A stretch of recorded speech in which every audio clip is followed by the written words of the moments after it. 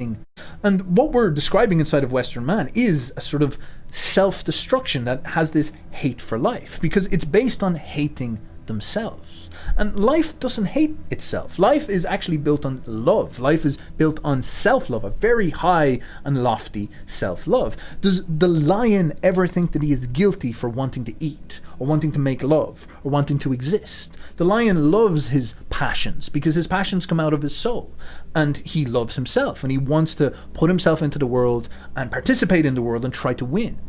And this is something that you need to have inside of yourself. Nietzsche would describe that at the core of most master morality, great excellent people tend to have this very intuitive ability to trust their own souls, trust their own selves, and they're able to bring out creativity out of this. They don't have a guilty conscience about creating children or creating culture or seeing themselves win. They don't have a guilty conscience about that stuff at all, because they're aligned, they've got a good, healthy relationship with their passions, and their passions are able to inform them how to live, to carry them along in the world.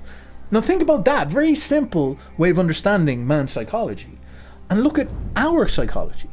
We shoot ourselves in the foot at every turn, at every corner. We are always ruining ourselves because we don't believe that we should be able to create, because we're evil, because we produced colonialism, because if we start creating stuff, we'll start hurting people, we'll start making people terrible, and we'll oppress everybody and ruin everybody's lives. And so what we are is, we should feel guilty, and guilt is this toxic emotion that grabs onto us, grabs onto our souls, and distorts our self-image. Instead of seeing ourselves as something that we should feel proud about, that we should believe in the creative capacity inside of us, the divine spark inside of us that allows us to create, instead guilt goes on top of it like a cataract and distorts this and makes us see ourselves as something that is bad.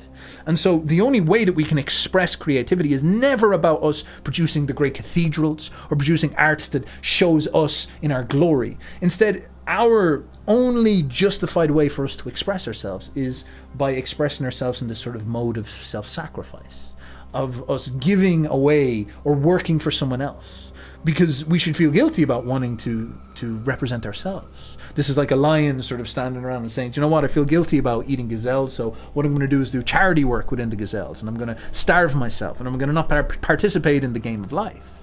And this leads to death. It's the same way as you see in many people in the West now talking about stuff like antinatalism. You know, they talk about this idea of, oh, we shouldn't have children because we are evil. If we have children, it will contribute towards destroying Mother Earth. We and our creative capacity, I don't love myself. I feel guilty about what I am. And this guilty conscience, I feel guilty about being alive. Because for me to participate in the world, I have to kill animals to eat them. So I'm evil for that on its first instinct. Like my instincts to eat and participate in the world should be stopped. And the whole rigmarole is a samsara nonsense that I don't want to be a part of. And so there's this psychology of guilt, this psychology of doubt. And you see at the root of Western man this really serious sterilization. Guilt is sterilizing Western man's creative capacity. Now, this